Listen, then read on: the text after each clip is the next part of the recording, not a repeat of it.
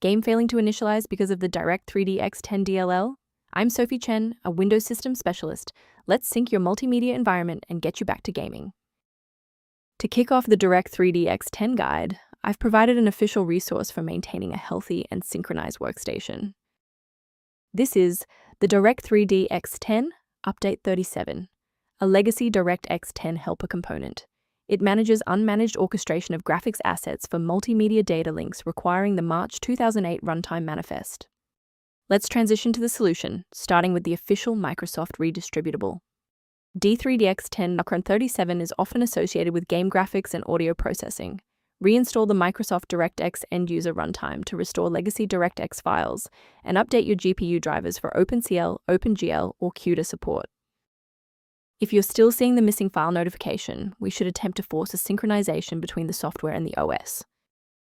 If your system has been running for an extended period, a reboot might be necessary to resync your background processes and clear any temporary locks on the DirectX 10 file.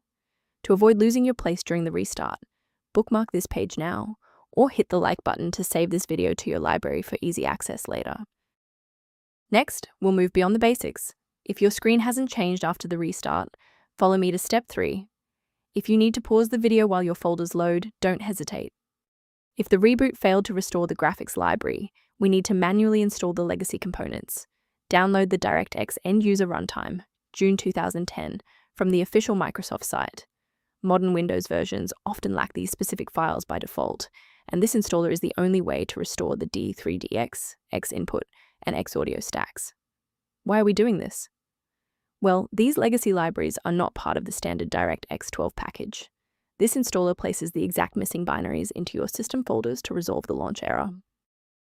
To avoid future system conflicts, there is one specific security trap we should discuss. If you're attempting to register DirectX 10 DLL yourself, be aware that manual file placement frequently leads to severe software layer conflicts and long-term data corruption. Rather than managing individual dependencies, a comprehensive diagnostic can help you maintain the entire software environment.